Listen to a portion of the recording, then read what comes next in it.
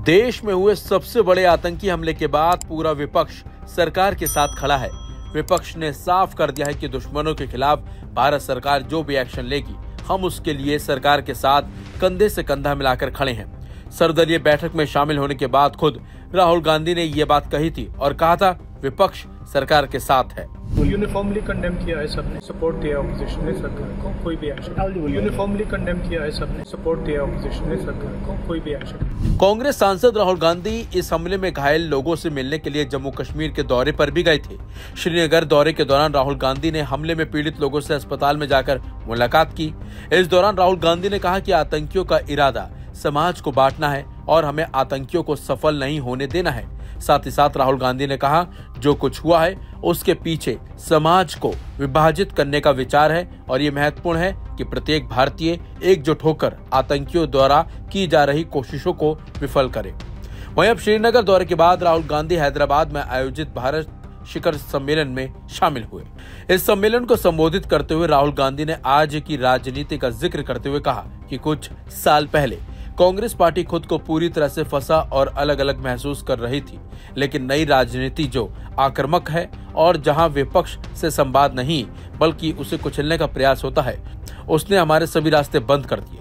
Media और माहौल दोनों ने हमें स्वतंत्र रूप से काम करने की अनुमति नहीं दी। इसके साथ साथ राहुल गांधी ने बताया कि इसी स्थिति में कांग्रेस ने अपने इतिहास में झांका और कन्याकुमारी से कश्मीर तक की भारत जोड़ो यात्रा निकालने का फैसला लिया था। साथ ही साथ राहुल गांधी ने कहा कि इस यात्रा से मैंने दो बातें सीखी हैं।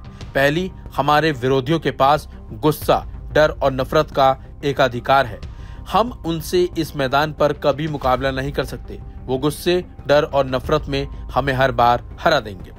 साथ ही साथ कांग्रेस सांसद राहुल गांधी ने कहा कि अब सवाल यह है कि कांग्रेस को जिस जगह और किस भावना से काम करना चाहिए और कैसे एक मजबूत जवाबी नैरेटिव खड़ा किया जा सकता है। सुनिए राहुल गांधी का पूरा बयान, उन्होंने क्या कुछ कहा और इशारों में बीजेपी पर कई गंभीर आरोप लगाते हुए निशाना भी साधा।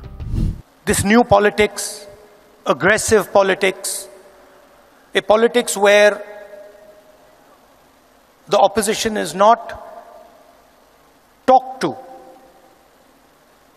but the idea is to crush the opposition. And we found that all our avenues were compromised. The media,